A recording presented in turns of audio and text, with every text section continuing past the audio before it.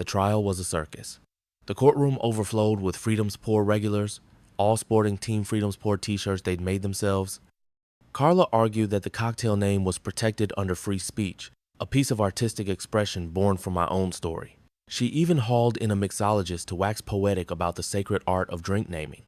The judge, a grizzled guy with a twinkle in his eye, seemed to enjoy the show.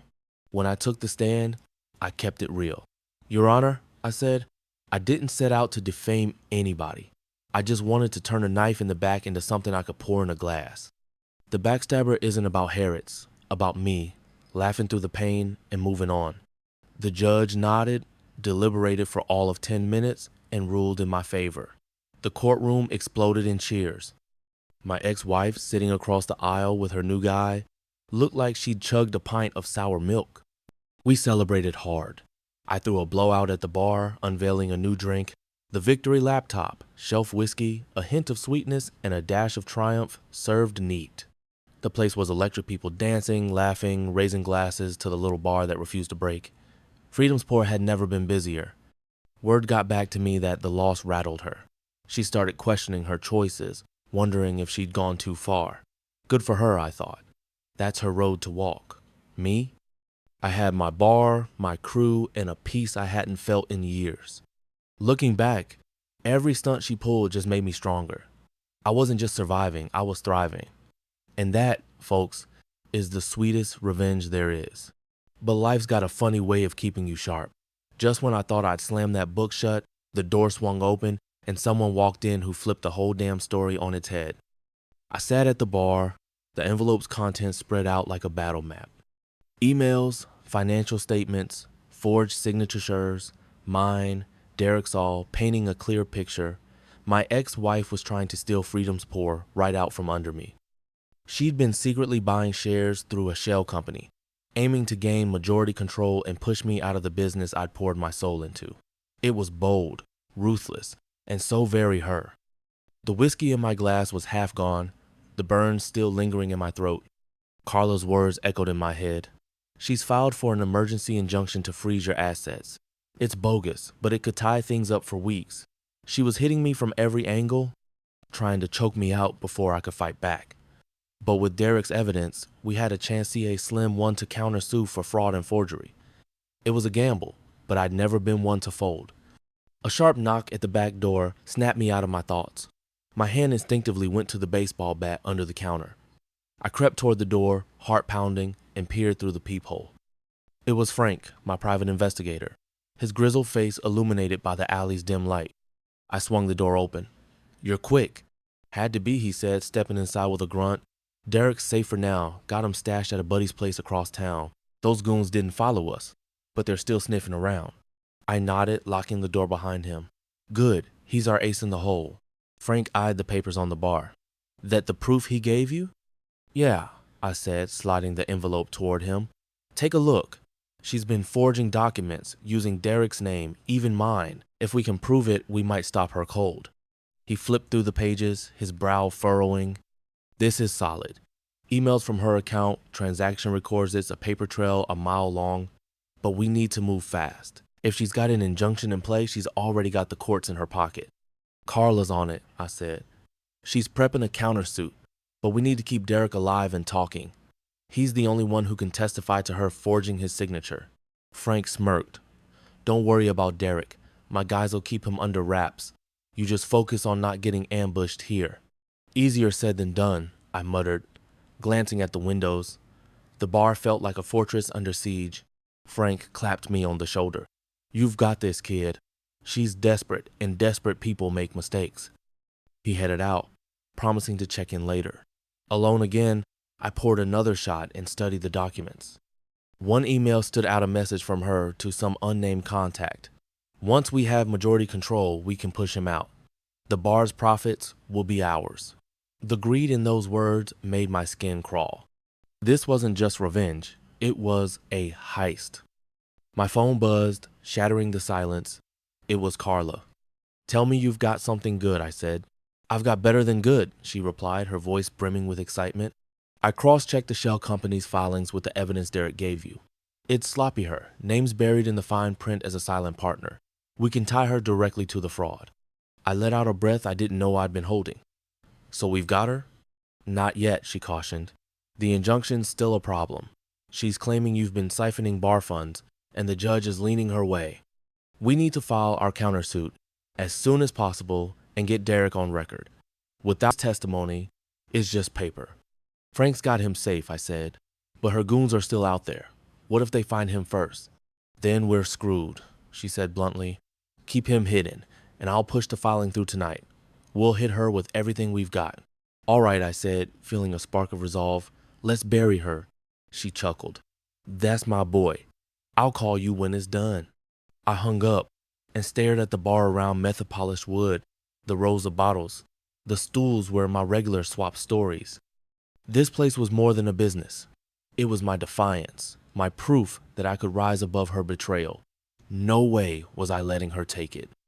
But as I sat there, a new sound broke the stillness, a low rumble, like an engine idling outside. I grabbed the bat and moved to the front window, peering through the blinds. A black SUV was parked across the street, lights off, engine running. Two figures sat inside, shadows in the dark. My pulse quickened. Her goons? Or something worse?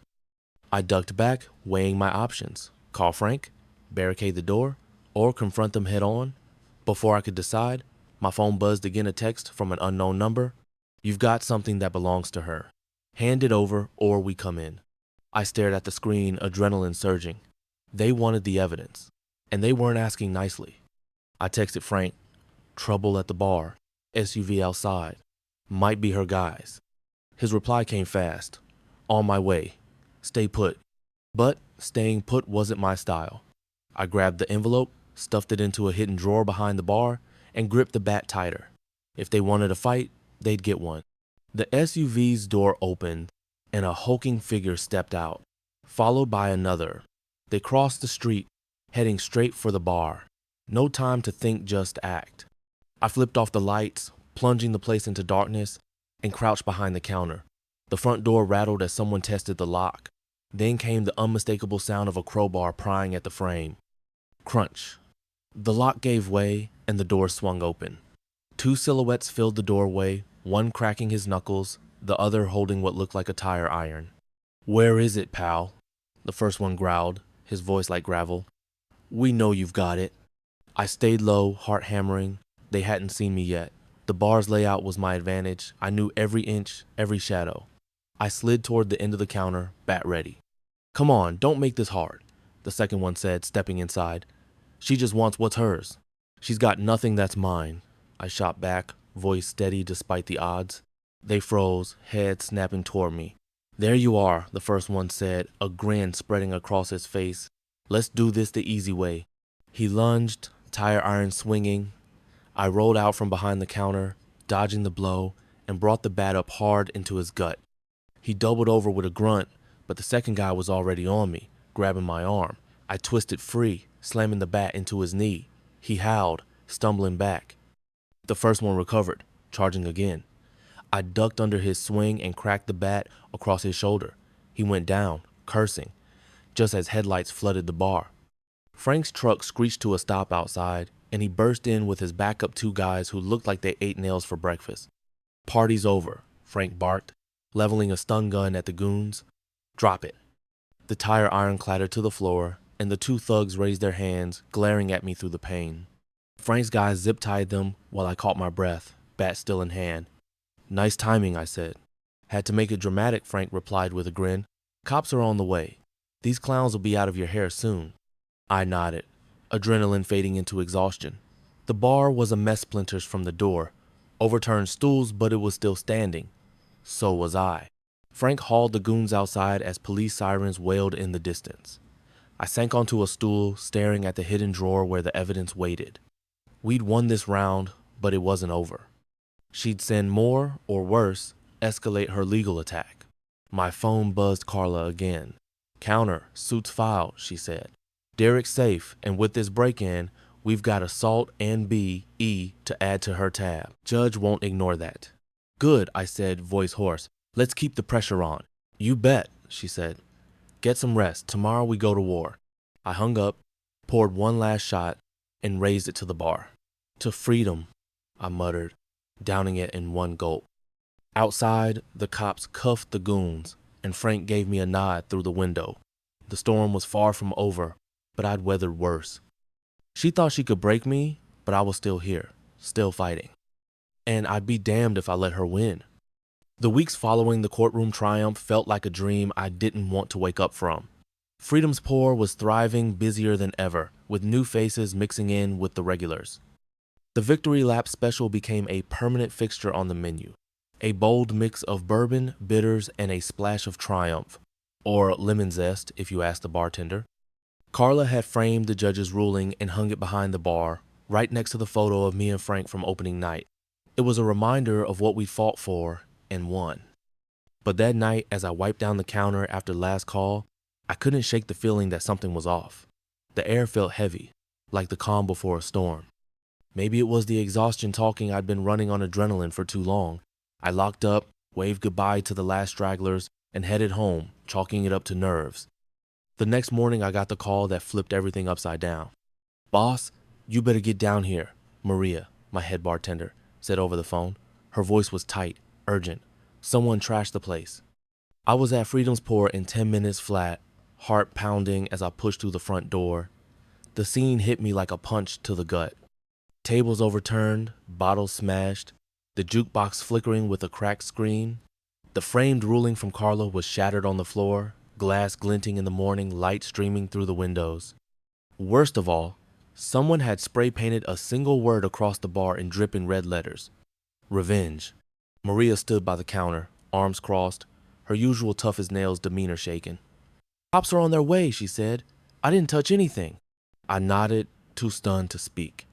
My first thought was Hermie's ex-wife. She was out on bail, awaiting her fraud trial, and this had her spiteful fingerprints all over it. But something nagged at me.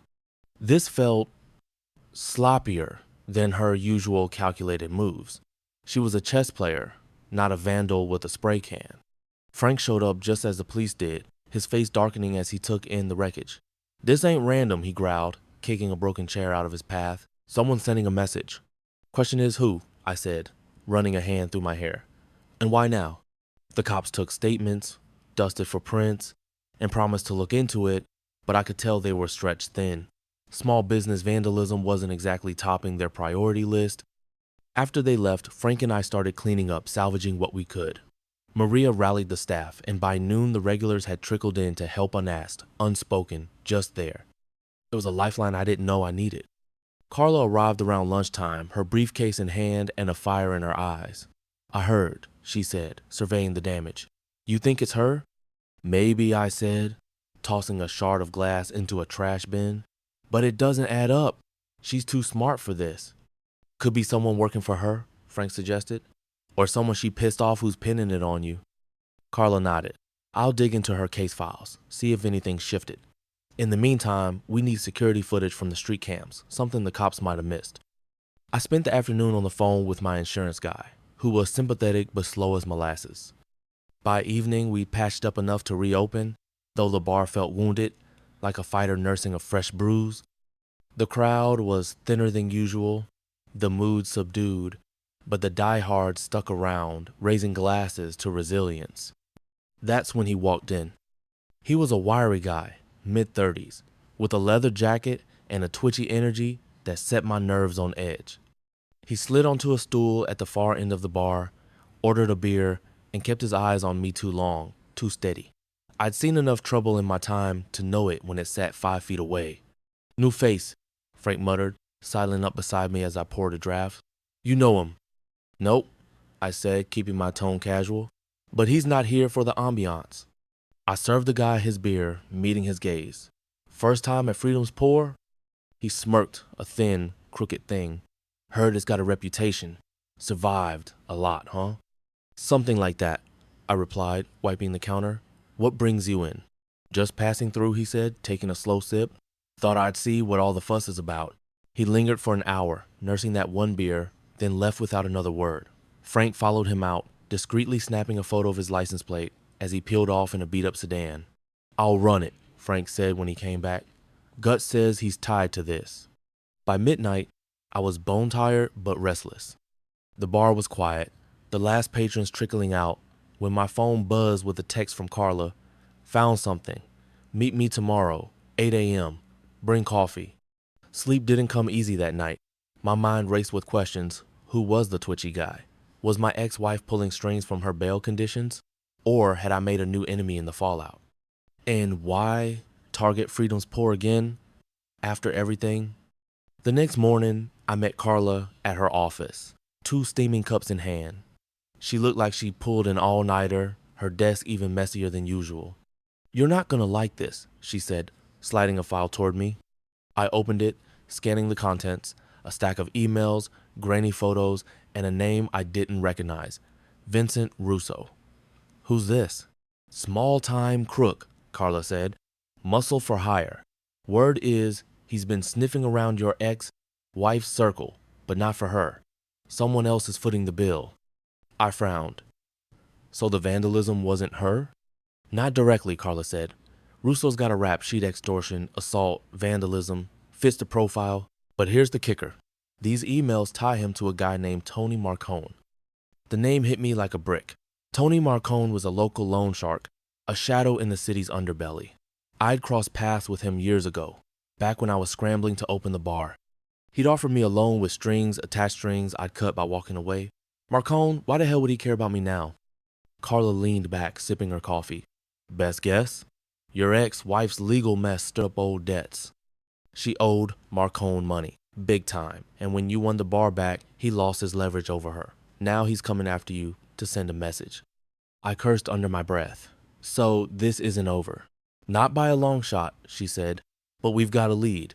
Frank's plate check might confirm Russo's involved. If we can tie him to Marcone, we've got a case harassment, property damage, maybe more." I left her office with a mix of dread and determination. Freedom's Poor wasn't just a bar anymore, it was a battleground. And I'd be damned if anyone take it from me again. The stakes were higher now, the players meaner, but I had my team, my resolve, and a hell of a lot to fight for. That night, as I locked up, I caught a glimpse of a sedan idling across the street, same beat up look, same bad vibes. I didn't flinch. Let them watch, let them come. I'd face down worse and come out swinging. The story's far from over, and Freedom's Poor is about to see its toughest fight yet. But one thing's for sure, I'm not backing down. Just when I thought I'd found my groove, life decided to remix the track. Freedom's Poor was buzzing, regulars packed the stools, the jukebox hummed with nostalgia, and I started dreaming bigger. Maybe a second location across town? The idea danced in my head like a good whiskey buzz. Then came the call that turned my daydreams into a cold splash of reality. "Mark is here," the voice on the line said, smooth as a polished bar top. "Investor, I've heard about your spot Freedom's Poor. Love the story, the grit. Ever thought about franchising?" Franchising? My little bar? A nationwide name? I could already see the neon signs lighting up cities coast to coast. We set a meeting for the next week, and I spent days sketching logos and tweaking the menu in my head, riding a high I hadn't felt since the divorce papers were signed. But you know what they say about highs, there's always a drop. The day before the meeting, a cryptic text pinged my phone. "Careful who you trust. Not everyone has your best interests at heart." Spam, I figured, or some drunk regular messing with me. I ignored it. Big mistake. The morning of the meeting, Marcus called again, his tone sharp enough to cut glass. "We've got a problem. Rumors are swirling fraud, health violations, shady dealings at your bar. I can't sign on until this is sorted." "What rumors? Who's saying this?" I demanded, my pulse hammering. "Can't say," he shot back, "but it's loud enough to make me think twice. Clean it up, and maybe we'll talk." Click. Dead air. I stood there, phone in hand, fury boiling over. I didn't need a detective to know who was behind this.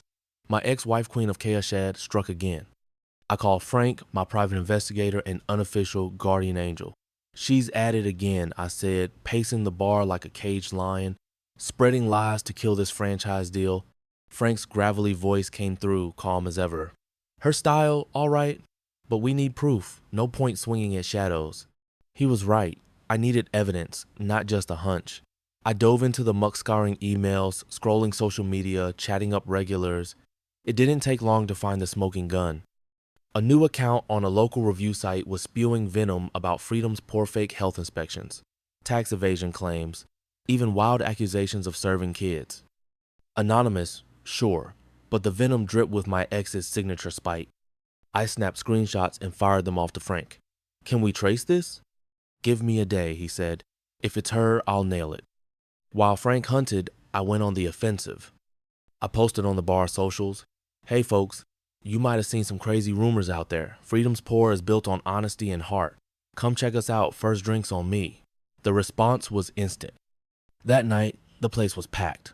Regulars raising glasses and sharing stories of how the bar had become their refuge. It hit me hard. I'd built something worth defending. Next morning, Frank delivered.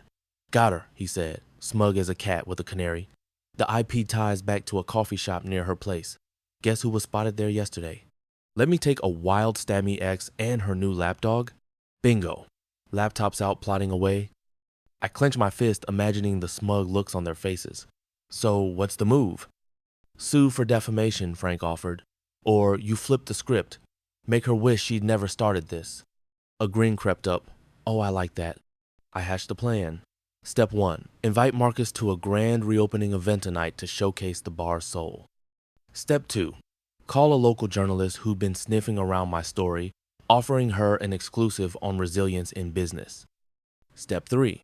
Rally my regulars to pack the house and show the world what Freedom's Pour was made of. The event night was pure magic. Lights strung across the ceiling, banners screaming, "Freedom lives here," the jukebox cranking out crowd pleasers. Every seat was taken, the air thick with laughter and clinking glasses. Marcus showed up, skeptical but intrigued. The journalist hovered, pen poised. I grabbed the mic, stepping onto a rickety stage we'd slapped together. Thanks for being here, I said, voice steady. This bar's more than a business. It's about second chances, about standing tall when life tries to knock you down. We've had our fights, but we're tougher for it. Tonight, we celebrate that. The crowd roared, a wave of support crashing over me. In the back, I spotted Hermie's ex-wife, glowering like a storm cloud. She'd come to gloat, but she was watching her plan unravel. Later, Marcus pulled me aside. This is something else, he said, sipping a victory lap. You've got a tribe here. Maybe those rumors were just hot air. They were, I said, clinking his glass. So, franchising still on the table? He smirked. Let's talk tomorrow. I think we've got a winner. As he walked off, I locked eyes with my ex across the room. She looked small, deflated, the fire gone. No anger left in me, just a flicker of pity. She swung hard, but I danced out of reach. The story's far from over. Marcus and I sealed the franchise deal, and Freedom's Pour is gearing up to spread its wings. But my ex? She's licking her wounds, and I bet my last bottle she's not done scheming. New challenges are coming, maybe a rival bar, a fresh betrayal, or just the grind of growing a dream. Whatever it is, I'm ready. Freedom's Pour isn't just a bear, it's a fight, a laugh, a middle finger to the past, and I'm just getting warmed up. Stay tuned. The pour's about to get stronger. The ink was dry on the franchise deal, and Freedom's Pour was poised to grow first across the state, then maybe beyond. I could picture the neon signs lighting up new cities, each one a symbol of everything I'd fought for. But I knew my ex-wife too well. She wasn't about to let me have my happy ending without one last fight. She was a storm that wouldn't fade, and I steeled myself for her final blow. It hit on a rainy Tuesday, the kind of day that begs for quiet.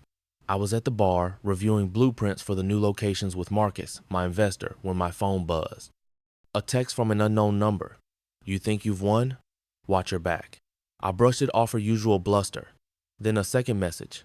Check the news. Dread coiled in my chest. I opened a local news site, and there it was. Local bar owner accused of tax fraud, authorities investigating. The story was light on facts but heavy on accusations, hinting at an anonymous tip to the IRS about shady dealings at Freedom's Pour. This wasn't just noise, it was a dagger aimed at the franchise's heart before it could even beat. Marcus's phone chirped. He glanced at it, then at me, his brow furrowing. This true?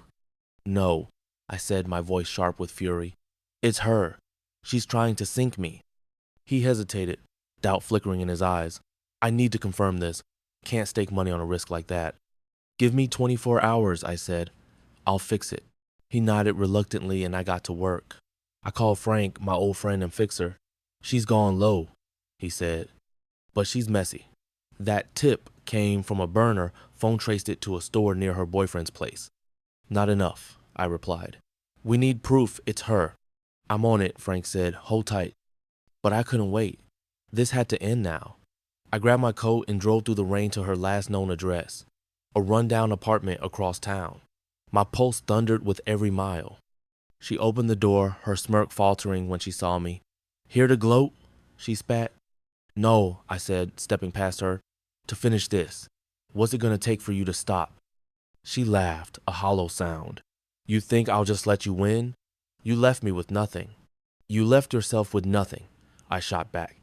This grudge it's destroying you. Let it go. Her face twisted with rage. You don't get to lecture me. You've got your bar, your new life, while I'm stuck here. I saw it then, not just anger, but despair.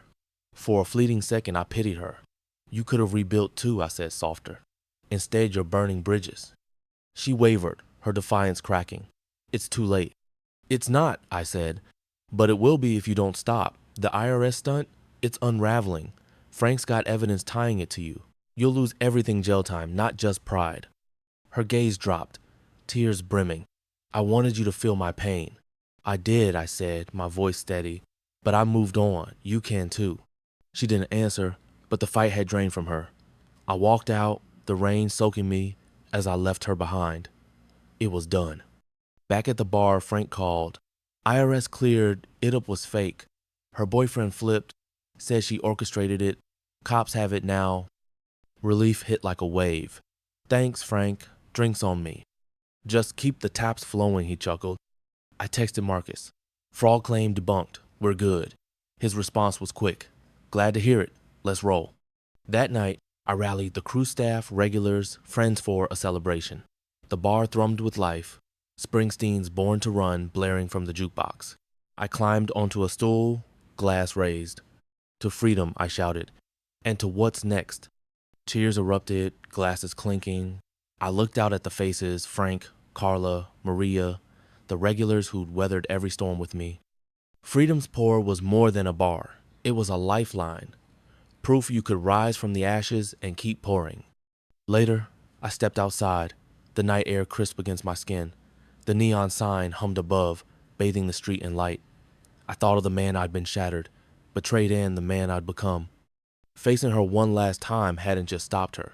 It had freed me, not with bitterness, but with resolve and a trace of grace. I lifted my glass to the quiet street, a private toast to new chapters. Then I turned back inside, ready for the road ahead. Months later, the first Freedom's Pour franchise opened in a nearby city. The crowd spilled onto the sidewalk, the energy electric. I stood behind the bar, pouring drinks, trading laughs, same as ever, but bigger. The neon glowed, a promise to anyone needing a fresh start. My ex-wife? Word was she'd left town, chasing her own redemption. I hoped she'd find it. She was a faded echo now, not my story's end. I'd traded vengeance for something better purpose. Freedom's Pour was my vow. No matter how deep the wound, you can stand, pour another round, and toast to tomorrow. That's the final pour, folks of victory, hard won and sweeter for it.